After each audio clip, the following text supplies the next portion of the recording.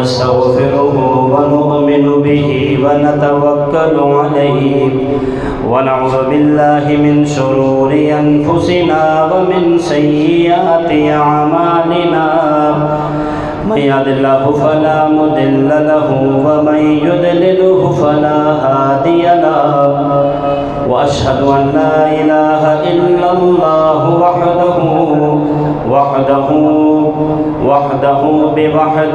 موحدا بوحدة موحدا وحيدا وأحدا بلا مدد وجدد ونسب ووصف في الكمال لا شريك له ولا نظير له ولا مثل له ولا مثال له قال الله تبارك وتعالى في القرآن المجيد إنما يتقبل المتقين اللهم نور قلوبنا بالقرآن وزين أخلاقنا بالقرآن وأدخلنا الجنة بالقرآن ونجنا من النار بالقرآن ببركته إن الله وملائكته يصلون على النبي يا أيها الذين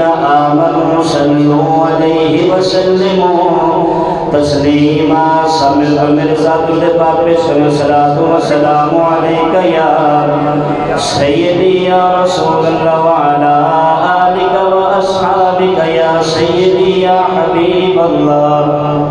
پتہ ہے روزہ ہے لیکن ابھی تو پہلا ہے یار جمعہ. بلند آواز سے پڑھے تجھے پاک پہ صلاۃ و سلام علیک یا صلاۃ و سلام علیک یا سیدی یا رسول اللہ. جو یہ چاہتا ہے کہ ہمیں اللہ رب العالمین جنت کا لباس پہنا کر جنت میں اللہ فرمائے جاؤ تو پھر بلند آواز سے پڑھے صلاۃ و سلام علیک یا اور بلند آواز سے پڑھے صلاۃ و سلام علیک یا سیدی یا رسول اللہ وعلی آلک و اصحابک یا سیدی یا. جو بھی پریشان ہے یہ چاہتا ہے کہ میں کر جو میری پریشانی ختم ہو جائے وہ بھی میرے ساتھ مل کر پڑھے صلاۃ و سلام علیک یا. جس رب کے لیے روزہ رکھا ہے وہ خود فرماتا ہے درود پڑھو صلاۃ و سلام علیک یا. ابھی بھی کچھ چہرے بڑے مایوس دکھائی دے رہے ہیں. اگر چہرے کی رنگت میں تعبیرہ نہیں ہے تو بلند آواز سے پڑھے صلاۃ و سلام. ابھی وہ کونے میں سے آواز نہیں ہے یہ صلاۃ یا. جو رب تمہیں صبح سے روزہ رکھنے کی طاقت دیتا ہے وہ ابھی درود پڑھنے کی بھی طاقت دے گا صلاۃ و سلام.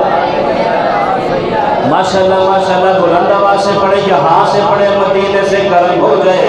ہم سب کی جناب والا خواب میں سرکار رو جہاں تشریف لے آئے اس نیت سے پڑھے کہ بیٹھے یہاں ہوں سنائی مدینے میں دے الصلاۃ والسلام علیک یا سیدی یا رسول اللہ وعلی آلک و اصحابک یا سیدی یا. ماشاءاللہ ماشاءاللہ اللہ پاک آپ کا پڑھنا قبول کرے. میں نے کہا روزانہ آپ کو روزانہ لگ جائے تھوڑا سا جگا دیں پہلے نا. حضرات عظیم محتشم شیخ منصور رحمۃ اللہ تعالیٰ علیہ فرماتے ہیں اہل شراف میں سے تھے بڑے متقی اور بڑے پرہیزگار انسان تھے. آپ فرماتے ہیں کہ میں کثرت کے ساتھ درود پاک پڑھا کرتا تھا.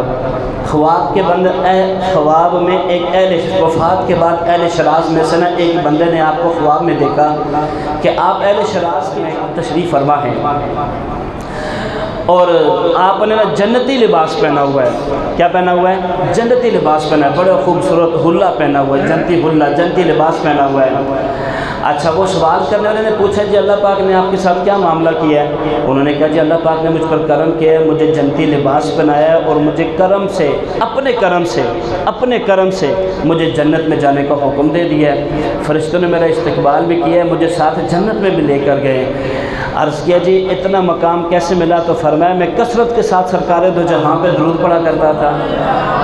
ماشاءاللہ ماشاءاللہ. پھر بلند آواز سے پڑھے الصلاۃ والسلام علیک یا سیدی یا رسول اللہ وعلی آلک و اصحابک یا سیدی یا حبیب اللہ. حمد و ثنا کے بعد میرے واجب الاحترام میرے بزرگوں، میرے دوستوں، میرے بھائیوں، میرے ہم منصب ساتھیوں، السلام علیکم ورحمۃ اللہ۔ یقین کریں میں یہ کیسی ہوگی کیسے نہیں ہوگی، لیکن ماشاءاللہ آپ کو نا دیکھ کر مجھے جذبہ ہے کہ یار انشاءاللہ تقریر اچھی ہوگی۔ بلند آواز سے بولے، بڑی قیمتی وقت ہے، بہت قیمتی وقت ہے، بہت ہی قیمتی وقت ہے۔ لاکھوں اربوں کروڑوں اربوں خربوں قسم کے بندے وقتاً فوقتاً اللہ پاک جہنم سے اٹھا کے جنت میں ڈال رہے ہیں۔ بلند آواز سے بولے سبحان اللہ۔ اس وقت کو ضائع نہیں کرنا، آپ نے ضائع نہیں کرنا، دل میں دعائیں بھی مانگے جائیں، مل کے دعا بھی مانگیں گے، ٹھیک ہے جی۔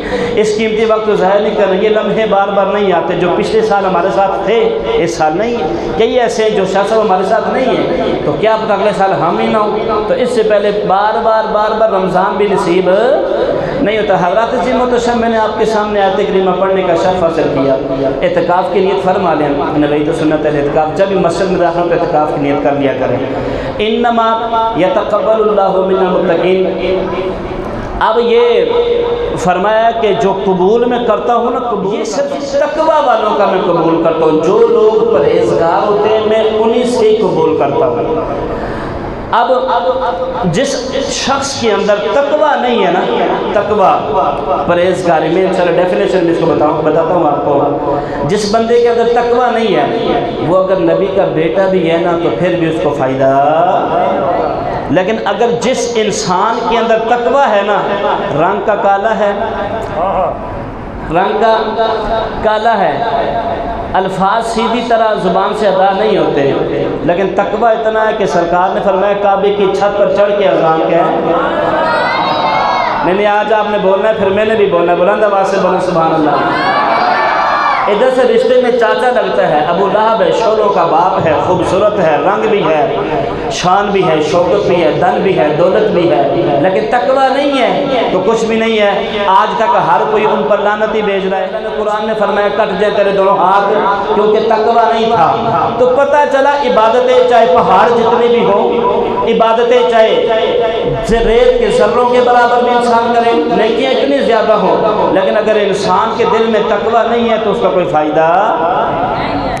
حضرات عظیم محتشم، آیت کریمہ پڑھنے کا میں نے شرف حاصل کیا، اس کے اندر اللہ نے فرمایا کہ انما یتقبل اللہ من المتقین، میں صرف تقوی والوں سے قبول کرتا ہوں۔ مفہوم آپ کو عرض کر رہا ہوں۔ حضرت آدم علیہ السلام اللہ کے نبی ہیں، حضرت آدم علیہ السلام جن کے بارے میں اللہ نے فرمایا فخلقت بیدی، میں نے اپنی نگاہ دشت سے ان کو پیدا فرمایا۔ بعض لوگ کہتے ہیں کہ اپنے ہاتھوں سے، لیکن علماء فرماتے ہیں کہ یہاں پر اصل جو سنی عالم ہوتا ہے نا وہ ذرا ترجمہ کرتے ڈرتا ہے، غور کرتا ہے۔ اب جیسا کہ بعض لوگ اللہ رب العالمین کے لیے سخی بولتے ہیں، حالانکہ علماء فرماتے ہیں، علماء نہیں عالموں کے عالم داتا صاحب رحمۃ اللہ تعالیٰ علیہ، داتا صاحب نے فرمایا کہ اللہ رب العالمین کے لیے لفظ سخی استعمال نہیں کرنا، لفظ سخی۔ اب ان کی وجہ تحریر کشف الموجود کے اندر انہوں نے بیان فرمائی کہ سخی جو ہوتا ہے وہ کبھی حد سے زیادہ سخاوت کر جاتا ہے، کبھی ایسا ہوتا ہے کہ وہ کوڑی کوڑی کا محتاج ہو جاتا ہے، اور یہ شان رب العالمین کے۔ تو کہا جی پھر اللہ رب العالمین کے لیے کیا بولا جائے، تو فرمایا جواد بولا جائے، جس میں کسی قسم کی کمی آ ہی نہیں سکتی۔ بعض لوگ اللہ میاں بولتے ہیں تو علماء نے منع فرمایا کہ میاں بھی نہیں بولنا چاہیے۔ تو فخلقت بیدی، اپنی نگہداشت سے ان کو بڑا پیارا بنایا، بڑا خوبصورت پیدا کیا۔ اللہ نے آپ کو دو بیٹے عطا کیے، حابیل اور قابیل۔ اب جو حابیل ہیں وہ اتنے خوبصورت نہیں ہیں، پر جو قابیل ہے وہ ظاہری طور پر بڑے خوبصورت ہیں، بڑے خوبصورت ہیں۔ میں نے جو آیت کریمہ پڑھی ہے اسی کے ضمن میں عرض کروں گا، وہ بڑے خوبصورت ہے۔ کسی بات پر جھگڑا ہو گیا دونوں میں، اب وہ بڑے تھے، اس نے کہا جی نہیں ایسے نہیں، ایسے ایسے، بحث بڑھتی گئی۔ انہوں نے کہا ایسا کرتے قربانی کرتے ہیں، اب جس کی قربانی قبول ہو گئی تو سمجھے کہ اس کی بات سچی ہے۔ انہوں نے کہا ٹھیک ہے، برکیف قربانی کی گئی تو ایک وہ آسمان سے آگ پڑی، ایک کی قربانی قبول ہو گئی، اب دوسرے کی قربانی قبول نہیں ہوئی۔ اب یہ مزید غصے میں آیا، انہوں نے اس نے اس کو دپڑ مار دیا۔ اب جب دپڑ مارا تو مزید بحث بڑھتی گئی۔ انہوں نے کہا تو جو مرضی کر لے، میں تینوں کچھ بھی نہیں کہنا، تم جو مرضی کر لو۔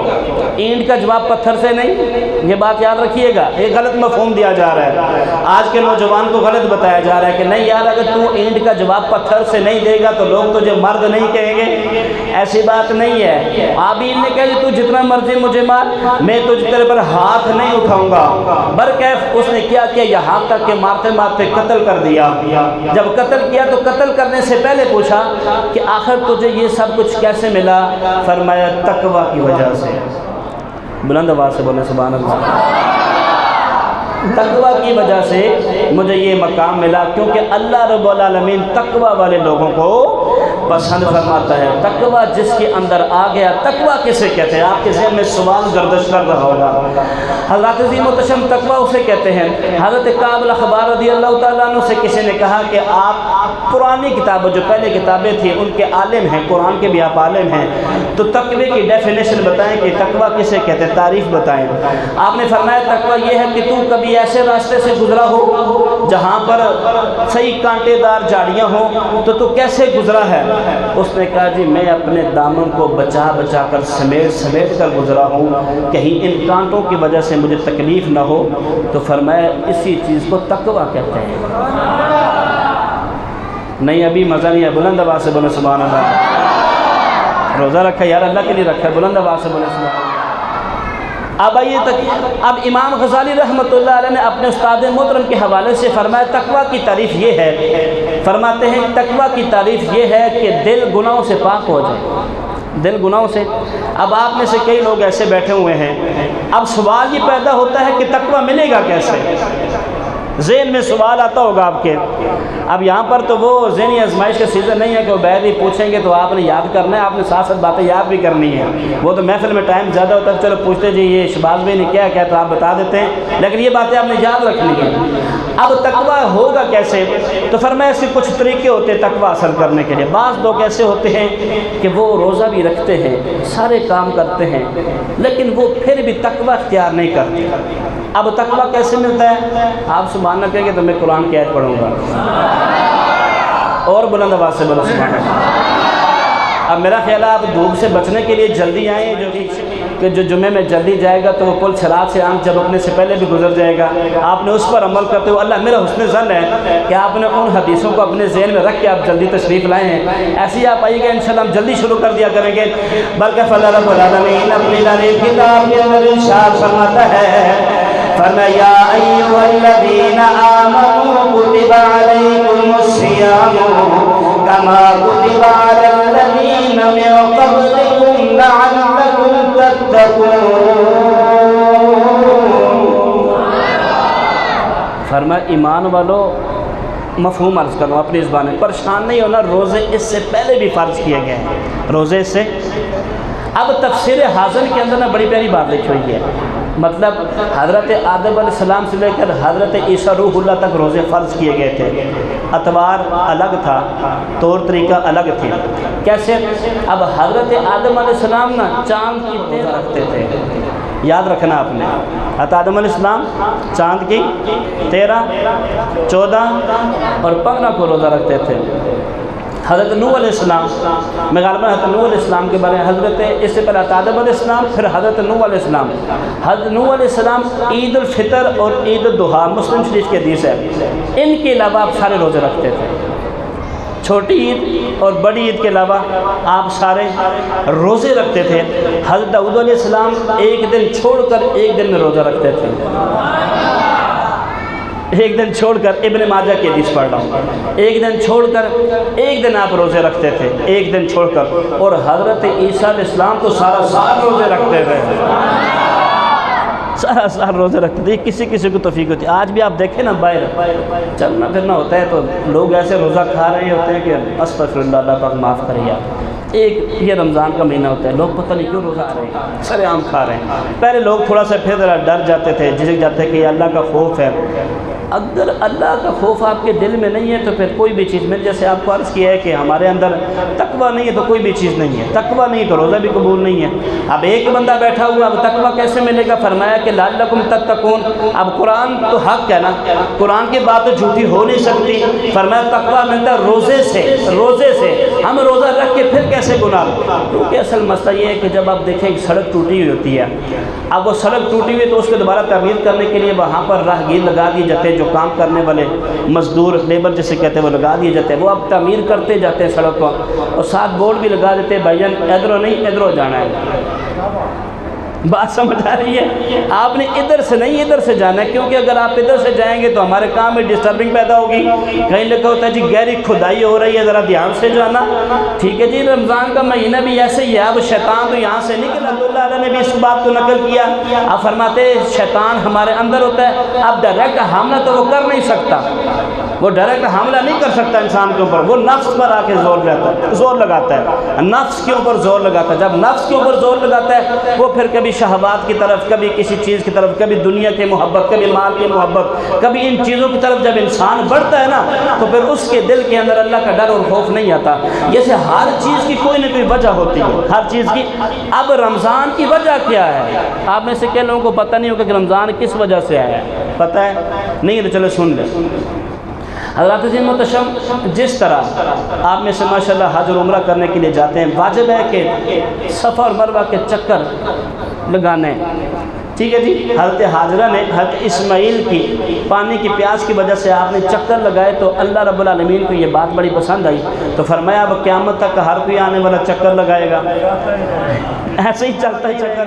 اسی طرح سرکار دو جہاں صلی اللہ علیہ وسلم اس رمضان کے شروع ہونے سے پہلے رمضان کے مہینے میں غار حرا میں تشریف لے کر جاتے، سارا دن آپ کچھ بھی تنابر نہ فرماتے، رات کو قیام فرماتے، بس اللہ کو ادا پسند آ گئی۔ نہیں وہ آخر تک آواز آنی چاہیے، اللہ کو ادا پسند آ گئی۔ پھر جب اللہ کو ادا پسند آئی تو ہمیں رمضان مل گیا، جب رمضان ملا تو فرمایا پر یہ ایک ایسی ساتھ ہے کہ اس ایک ایک منٹ کے اندر پتہ نہیں کتنی کتنی نیکیاں ملتی ہیں، اس کا تو شمار ہی نہیں ہے۔ لیکن روزے کو مضبوط کرنے کے لیے ہمیں کچھ چیزوں کی ضرورت ہے۔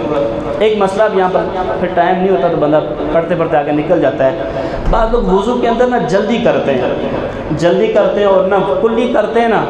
اگر آپ کو یاد ہے کہ آپ کا روزہ ہے اور آپ نے کلی جلدی میں کی، تیزی میں کی، اگر ایک قطرہ بھی حلق سے نیچے اتر گیا تو آپ کا روزہ ٹوٹ جائے گا۔ آپ کا روزہ غرارے کرنے کا حکم ہے کہ گلے حلق تک پانی پہنچنا چاہیے، مسوڑوں تک پانی پہنچنا چاہیے، اور ناک میں جب پانی ڈالے تو ہڈی تک پہنچنا چاہیے، اس کی سختی محسوس ہونی چاہیے۔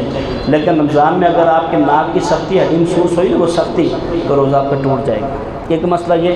دوسرا مسئلہ یہ کہ کہہ آنے سے بھی روزہ نہیں ٹوٹتا، منہ بھر کے بھی کیوں نہ ہو، از خود جب تک خود نہ کی ہو، 3 شرائط کے ساتھ، جتنی مرضی ہو، جتنی مرضی کیا ہو، روزہ نہیں ٹوٹتا۔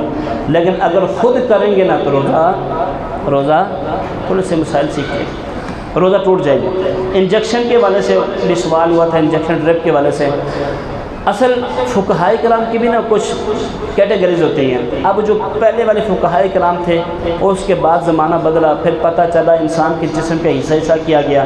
اب بعض لوگ کہتے ہیں کان میں دوائی ڈالنے سے روزہ نہیں ٹوٹتا، لیکن پہلے والے علماء کرام کہتے تھے ٹوٹ جاتا ہے روزہ، اگر انسان کا پردہ پھٹا ہو تو روزہ ٹوٹ جاتا ہے۔ لیکن ڈرپ اور انجیکشن کے والے سے علماء یہ فرماتے ہیں، علماء اس کو جائز قرار دیتے ہیں، لیکن اس شرط پر کہ اس قسم کی کیٹیگری ہو کہ انسان کے بچنے کی امید نہیں ہے، انسان کے بچنے کی امید نہیں ہے، تو پھر وہ ڈرپ لگوا سکتا ہے، انجیکشن بھی لگوا سکتے ہیں۔ احتیاط بہتر ہے، کوشش کریں احتیاط بہتر ہے انشاءاللہ۔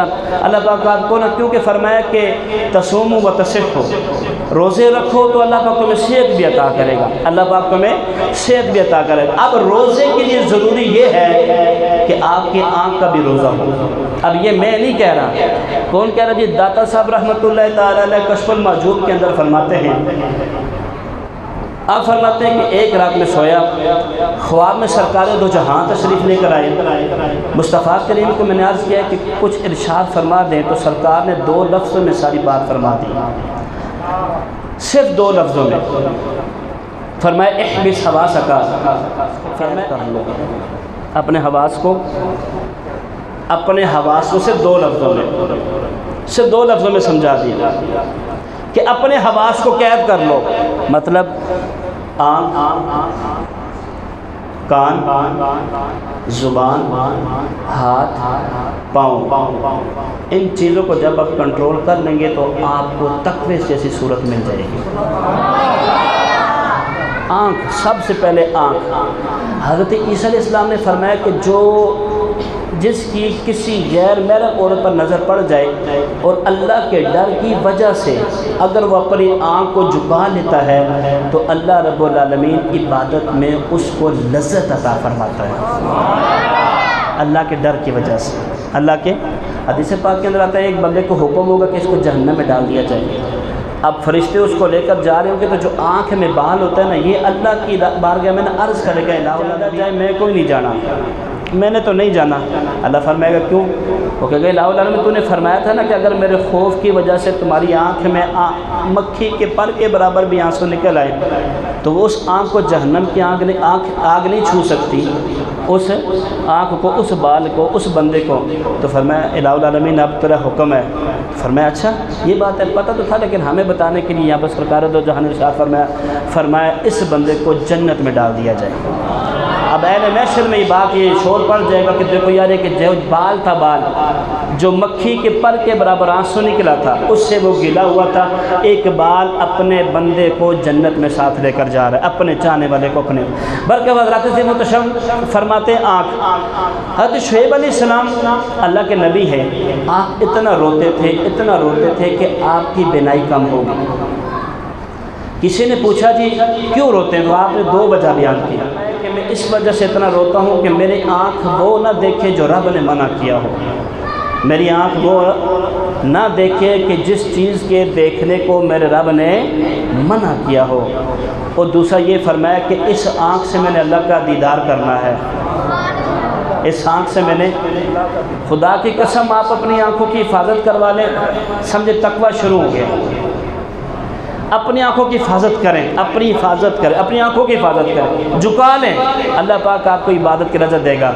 حضرت علی رضی اللہ تعالیٰ عنہ ارشاد فرماتے ہیں، حضرت علی کے بھائی حضرت عقیل فرماتے ہیں میں سرکار علیہ السلام کے ساتھ ایک جگہ سے گزر رہا تھا، اب پیاس لگی، سرکار نے فرمایا وہ پہاڑ کے پاس چلے جاؤ، اس پہاڑ کو کہو کہ ہمیں پانی عطا کرے، میں نے پانی پینا ہے۔ اب جیسے یہ قرآن میں لکھا ہے کہ پہاڑ سے چشمے نکلتے ہیں، اب حضرت عقیل رضی اللہ تعالیٰ نے جیسے اس پہاڑ جا کر کہا کہ اللہ کے نبی نے فرمایا ہے مجھے پانی عطا، مجھے پانی دو۔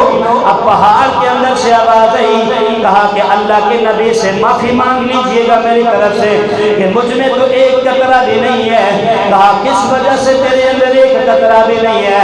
فرمایا جب سے یہ آیت نازل ہوئی کہ ایمان والو اس پتھر اور آگ سے بھی بچو جو جہنم میں جن اندر ہوگا جہنم کا۔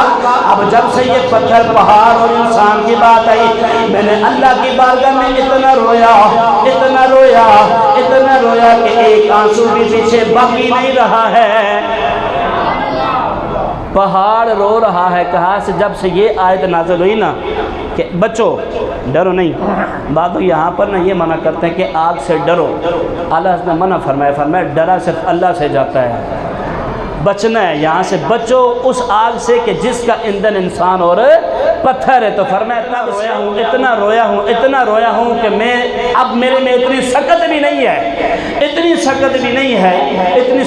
ہے کہ میرے اندر سے ایک قطرہ بھی نکلے، صرف ایک قطرہ۔ اب ایک قطرہ بھی، اب ہمیں غور کرنا چاہیے کہ ہمیں روتے ہیں کہ نہیں روتے۔ اگر ہم نہیں روتے تو پھر ہمیں خیال کرنا چاہیے ہم تو پہاڑ کے برابر بھی نہیں ہیں، ہم تو، لیکن اللہ رب العالمین کی جناب والا قدرت بڑی۔ اب اللہ فرماتے ہیں میرے پاس مایوس نہ ہونا۔ حضرت موسیٰ علیہ السلام کو حکم ہوا، حضرت موسیٰ علیہ السلام نے اب کہ الہ العالمین بارش نہیں ہو رہی، فرمایا ایک میدان میں سارے آ جاؤ اور وہاں پر آ کے دعا کرو، تمہاری دعا قبول کر دی جائے گی۔ اس سے پہلے حضرت سلمان علیہ السلام نے اللہ کی بارگاہ میں دعا کی، الہ العالمین بارش نازل نہیں ہوتی، فرمایا تمہیں پریشان ہونے کی ضرورت نہیں ہے، وہاں جا کر دعا کرو، نماز استسقاء پڑھو، دعا کرو، میں تمہاری دعا کو قبول کروں گا۔ حضرت سلیمان علیہ السلام اپنے لشکر کو لے کر جاتے ہیں، راستے میں دیکھا تو ایک چیونٹی اپنے پیارے ہاتھوں کو اٹھا کے بازو کو اٹھا کر اللہ کی بارگاہ میں دعا کرتی ہے، الہ العالمین تو غفور رحیم ذات ہے، اب انسانوں کے گناہ کی وجہ سے ہم پر یہ عذاب کیوں مسلط ہو رہا ہے؟ اللہ رب العالمین نے اس چوٹے کی فریاد سنی. حضرت سلمان علیہ السلام نے کہا لوگوں واپس آ جاؤ بارش ہو جائے گی. لوگوں نے کہا جی ہم نے تو دعا بھی نہیں کی ہے. فرمایا جس نے کی تھی اس کی دعا قبول ہو چکی ہے. فرمایا جس نے کی تھی اس کی دعا قبول ہو چکی ہے. اللہ فرماتا آ کر تو دیکھو. اللہ نے فرمایا موسیٰ علیہ السلام آؤ. سارے باہر آ گئے. اب اللہ نے آسمان سے بارش نازل کروں گا. الہ العالمین کو کون سی شرط ہے؟ فرمایا تمہارے بیچ میں ایک گناہگار بندہ ہے جو 70 سال سے گناہ کر رہا ہے. اگر یہ باہر نکل کر توبہ کرے تو میں تم پر بارش کو نازل کر دوں گا. اب حضرت موسیٰ علیہ السلام نے مجمع میں اعلان کیا ہے کوئی جو 70 سال سے گناہ کر رہا ہے. اتنے میں اس بندے کے کان کی آواز پہنچی. اب جیسے ہی کان تک آواز پہنچی بندے نے اللہ رب العالمین کی بارگاہ میں اپنے سر کو جھکایا اور جھکا کر کہا الہ العالمین میں 70 سال سے گناہ کر رہا ہوں. تیری رحمت کے اندر کوئی کمی نہیں آئی ہے. الہ العالمین اگر میں آج باہر آ گیا لوگوں نے مجھے تانے مار مار کر میری اولاد کو تانے مار مار کر لوگوں نے جناب والا ان کو مار دینا ہے. الہ العالمین اگر 70 سال تک مجھ پر پڑتا رہا الہ العالمین آج بھی کرم ہو جائے. اتنے میں بارش چھماچھم برسنا شروع. موسیٰ علیہ السلام نے کہا الہ العالمین بندہ تو کوئی باہر نہیں نکلا ہے تو بارش کیوں نازل ہو گئی؟ فرمایا میری اس بندے کے درمیان صلح ہو گئی ہے. میرے اس بندے کے درمیان کیا ہو گئی ہے؟ آ کر تو دیکھو یار, خدا کی قسم آ کر تو دیکھو. فرمایا تقویٰ اس وجہ سے ملتا ہے. ابو بکر شبلی رحمت اللہ تعالیٰ علیہ فرماتے ہیں فرماتے ہیں میں سفر کے ساتھ تجارت کے لیے ویسے سفر کے لیے میں شام جا رہا تھا. راستے میں ڈاکو نے ہم پر حملہ کر دیا. جتنا بھی مال تھا سارا لوٹ لیا. اب مال لوٹ کر جناب والا وہ بیٹھ کر کھانے لگے. اب مال کو کھاتے جناب والا جب تلاش کیا تو بادام نظر آئی, کوئی چیز نظر آئی. اب سب بیٹھ کر وہ بادام کھانے لگے. اب بادام کھاتے کھاتے جب میری نظر اس جناب والا ڈاکوں کے بادشاہ سردار پر پڑی, میں دیکھ رہا ہوں کہ وہ کچھ میں تعجب میں چلا گیا کہ کس چیز نے اس کو روکا ہے. میں اس کے پاس گیا. ابو بکر شبلی رحمت اللہ تعالیٰ علیہ فرماتے ہیں آپ فرماتے میں نے اس بندے سے پوچھا کہ آپ تجھے کس چیز نے روکا ہوا ہے؟ اس نے کہا جی میرا تو روزہ ہے. میرا تو بولو تو صحیح یار, بول میرا تھک تو سے گیا, بلند آواز میں بولو سبحان اللہ. پریشان نہ ہو, مجھے پتہ ہے دھوپ بھی ہے, اوپر بھی بندے بیٹھے ہیں, ہم اپنے ٹائم پر ختم کر گئے. بلند آواز سے بولو سبحان اللہ. ابو بکر شبلی رحمت اللہ تعالیٰ علیہ فرماتے ہیں میں حیرت میں گم ہو گیا. ایک تو حقوق العباد کی تلفی کر رہا ہے, انسانوں کے حقوق کی تلفی کر رہا ہے, اوپر سے جناب والا روزے کی حالت میں ہے. میں نے اسے پوچھا یار تو انسانوں کا مال لوٹ رہا ہے, کتنے یتیم اور بے سہاروں کی بد دعائیں لے رہا ہے, لیکن تو ہے بھی روزے کے ساتھ. اس بندے نے بڑا ہی خوبصورت جواب دیا. اس نے جواب دیتے ہوئے کہا چاہیے جو اللہ کے قریب کر دے. کوئی تو ایسی ادا باقی رہنی چاہیے جو اللہ کے, بلند آواز سے بول, اللہ کے, اللہ کے. خدا کی قسم گناہ سے نفرت کرے, گناہ کرنے والے سے نفرت نہ کریں, گناہ سے بے تاشا نفرت کریں. اچھا ابو بکر صدیق رحمۃ اللہ فرماتے ایسے ہی یہ الفاظ موجود ہیں. وقت گزرا کچھ ہی دیر کے بعد, کچھ ہی عرصے کے بعد میں کیا دیکھتا ہوں, میں نے کعبہ شریف میں جانے کی مجھے وہاں پر ہوئی, اللہ پاک نے توفیق دی, میں کعبۃ اللہ میں گیا. اللہ پاک ہر کسی کو کعبۃ اللہ کی دیدار عطا فرمائے. اب کہتے ہیں میں وہاں پر گیا تو میں نقطۂ حیرت میں پڑ گیا کہ وہی جو ڈاکوؤں کا سردار تھا سامنے کھڑا ہے. اس کے چہرے پر وہ نورانیت, سجدوں کے آثار جلوہ گر ہیں. میں نے اس سے کہا کہ تو وہی نہیں ہے؟ اس نے کہا ساڑی سے. ہائے ہائے ہائے, آپ نے یار میرا بلند آواز سے بولو سبحان اللہ. جس طرح کی میں نے بات کی آپ نے سبحان اللہ بلند آواز سے نہیں کی, بلند آواز سے بولو سبحان اللہ. حضرت رابعہ بصری رحمۃ اللہ تعالیٰ علیہ آئی جناب والا تہجد کے لیے ہاتھ اٹھائے, تہجد پڑھی, ٹائم ہوتا ہوتا فجر ہو گئی.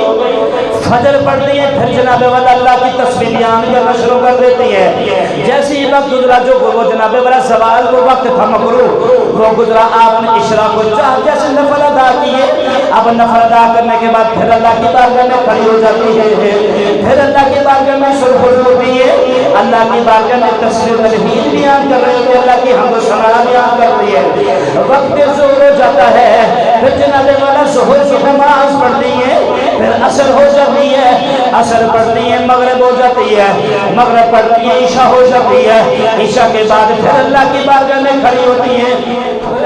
اب اپنے آپ کو جگا کر کہتی ہے رابعہ تو یہاں سونے کے لیے تو نہیں آئی ہے، تو یہاں پر سونے کے لیے نہیں آئی ہے، یہ دنیا بڑی مختصر ہے، نیند پوری کرنے کے لیے نہیں آئی ہے، اپنے نفس کو تنگ کر، اپنے وجود کو تنگ کر، اللہ کی بارگاہ میں جھک جا۔ اب یہ گفتگوئی کر رہی تھی، اتنے میں ایک جناب والا ڈاکو آیا، اب ڈاکو آ کے جب کلی کے اندر آیا، ساری کلی کو چھان مارا، کچھ بھی نہیں ملا، فقیروں کے پاس ہوتا کیا ہے وہ دونوں تو اپنے پاس رکھتے نہیں ہیں، اب کرتے کرتے اس کو لوٹا ملا، اب جیسے ہی لوٹا ملا اس نے لوٹے کو اونڈیلا، لیکن بیچ میں کچھ نہیں تھا۔ رابعہ بصری رحمت اللہ تعالی علیہ قریب آ جاتی ہے، فرماتی ہے اگر وہ چاہتا ہے کہ مجھے سب کچھ مل جائے تو جس طرح میں کہتی ہے تو اس طرح کر۔ اس نے کہا مجھے کیا کرنا ہوگا؟ فرمایا اس کے اندر پانی کو بھر اور جا کے وضو کر، اور وضو کر ہاتھ والے کمرے میں چلا جا، وہاں مصلی بھی بچا لے، اللہ کے یہاں سجدے کو بس سجود ہو جا، اللہ کے یہاں اپنے پیشانی کو جھکا لے، جب تو سر کو سجود ہو جائے گا تو سجدہ کری جا۔ اس بندے نے وضو کیا اور وضو کرتے کرتے وہ سجدے میں چلا گیا۔ وضو کرنے کے بعد اس نے جناب والا سجدے کی حالت میں گیا، اتنا لمبا سجدہ کیا، اتنا لمبا سجدہ کیا کہ صبح فجر ہو گئی۔ رابعہ بصری رحمت اللہ تعالی علیہ فرماتی ہے کچھ ملا؟ اس نے کہا آج ہی تو سب کچھ مل گیا ہے، آج ہی تو سب کچھ۔ کہا کیا ہوا؟ فرمایا مجھے اللہ کا دیدار ہوا ہے۔ اچھا یہ بندہ بات کیا کر چلا گیا؟ رابعہ بصری رحمت اللہ تعالی علیہ فرماتی ہے میں نے آسمان کی طرف نے منہ کو اٹھایا، عرض کیا ہے الہ العالمین تجھے میں ڈھونڈ رہی تھی لیکن تو مل اس کو گیا ہے، اب آنے کی ضرورت نہیں ہے، میں اگر اس کو بھی ملا ہوں تو تیری وجہ سے ملا ہوں، پریشان ہونے کی ضرورت نہیں ہے، میں اگر اس کو بھی ملا ہوں تو تیری وجہ سے۔ صرف ایک، کبھی کبھی قرآن کی ایک آیت انسان کی زندگی بدل کے رکھ دیتی ہے، صرف ایک آیت۔ فضیل بن عیاض رحمت اللہ تعالی علیہ اولیاء میں بڑا مقام ہے، آپ کو بڑا مقام ہے، اگر آپ تقوی اختیار کرنا چاہتے ہیں تو قرآن کی تلاوت کو لازم کر لیں، نماز اپنی جناب والا مکمل کر لیں۔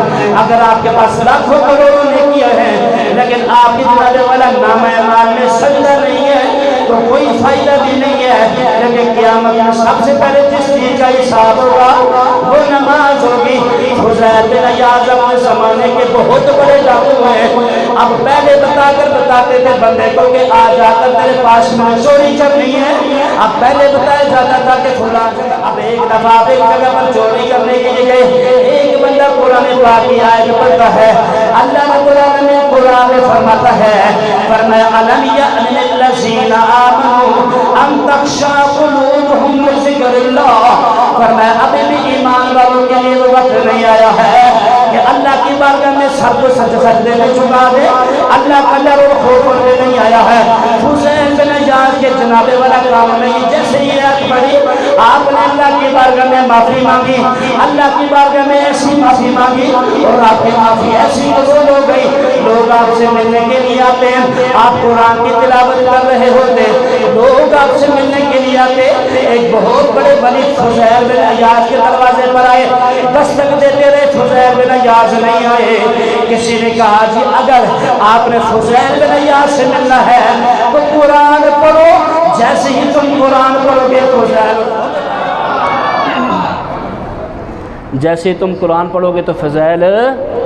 تھک گئے ہو، لگتا ہے تھک گئے، روزہ تو میرا ہے یار، میرا خیال ہے میں آگے سے زیادہ زور لگا کے بول رہا ہوں، پچھلی دفعہ میں اتنے زور سے نہیں بولا تھا، یہ آپ کی محبت ہی اسی وجہ سے بول رہا ہوں، لیکن تقوی اختیار کرنا ہے تو پھر آپ کو آنکھوں کا بھی روزہ رکھنا پڑے گا۔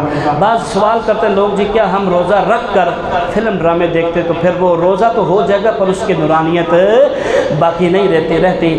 اپنے کوئی غیبت، چغلی، حسد، کوئی اس طرح کا فعل نہ کریں، کیونکہ حضرت ابو ہریرہ رضی اللہ تعالیٰ عنہ سے مروی ہے، سرکار دو جہان نے فرمایا جس نے روزہ رکھا لیکن ساتھ وہ اپنی آنکھوں کی بھی حیا نہ کر سکا، کانوں کو بھی اپنی جناب وہ لغو باتوں سے بچا نہ سکا، زبان سے فضولیات سے بچا نہ سکا، پرہیز نہ کر سکا، تو فرمایا پھر اس کا روزہ رکھنے کا کوئی فائدہ، وہ خالی ہی روزہ لے کر آیا ہے۔ اللہ پاک فرماتا ہے پھر ایسے بندے کا روزہ رکھے نہ رکھے کوئی بھی فائدہ نہیں ہے۔ اب ایک اور آپ نے خیال رکھنا ہے، مہینہ ہے لوٹ سیل کا مہینہ ہے، رمضان کا مہینہ لوٹ سیل کا مہینہ ہوتا ہے، لوگوں کو لوٹنے کا نہیں، اللہ کی رحمتوں کو لوٹنے کا مہینہ ہوتا ہے۔ جو کھجور پہلے 100 روپے کلو تھی، بازار میں 250 روپے کلو بک رہی ہے، جو بھی میرے بھائی ہیں خدا کا واسطہ مسلمانوں کا خیال رکھیں، خدا کی قسم کبھی کبھی کوئی چھوٹا سا عمل نہ اللہ کی بارگاہ میں بڑا مقبول و منظور ہو جاتا ہے، اللہ رب العالمین اس بندے کو بخش دیتا ہے۔ اب جیسے بنی اسرائیل کی وہ ایک عورت کا واقعہ میں نے آپ کو بتایا تھا، وہ کنویں کے قریب سے گزر رہی تھی، کتا پیاسا تھا، گناہ گار تھی، زانیہ تھی، فحاشہ تھی، اور کوئی بھی برائی نہیں تھی جو اس کے اندر نہ پائی جاتی، لیکن جب اس نے کنویں میں جھانکا تو ڈول نہیں تھا، اس نے اپنی جوتی اتاری، رسی کے ساتھ باندھی، کنویں میں ڈالی، پانی نکالا، کتے کو پلایا۔ اب جب وہ مری، خواب میں آیا کسی کے کہ اس جو بندیہ ہے میری، یہ عورت ہے، اس کو کتے کو پانی پلانے کی وجہ سے میں نے اس کی زندگی کے سارے گناہ معاف کر دیے۔ خدا کی قسم اللہ رب العالمین معاف کرنے والا ہے۔ ہم ہی ایسے کہ جو اب خود لیٹ کرتے ہیں اللہ کی بارگاہ میں، اللہ کا دروازہ کھلا ہوا ہے، ابھی توبہ کا دروازہ کھلا ہوا ہے، تم خود آنے میں دیر کر رہے ہو، میری رحمت میں کسی قسم کی دیر نہیں ہے۔ اپنے بھائیوں کا خیال رکھیں، فطرانہ ادا کریں، اچھی صورت میں ادا کریں۔ 170 روپے اگر قیمت ہے تو نہیں، آپ ترنت اپنا اچھا پیکج جو ہوتا ہے نا، جیسے ہم کمیٹی ڈالتے ہیں اور ہم اپنے سنبھال کے رکھتے ہیں، ہمارے یہ زکوٰۃ، یہ فطرانہ، یہ غریبوں کی مدد کرنا، یہ ہمارے جناب والا ایک قسم کی کمیٹی ڈل رہی ہے۔ اللہ کے بندو، یہ رمضان بار بار نہیں ملا کرتا۔ شہر رمضان الذی انزل فیہ القرآن، یہ وہی مہینہ جس میں قرآن نازل ہوا۔ کثرت سے قرآن پاک کی تلاوت کریں، ایک دوسرے کا خیال رکھیں، رمضان میں ہو سکے تو لوگوں کو افطاری کروائیں، غریبوں کی مدد کریں۔ برکیف اللہ پاک کی بارگاہ میں دعا ہے کہ الہ العالمین مختصر سے عزیز کو قبول منظور فرمائے۔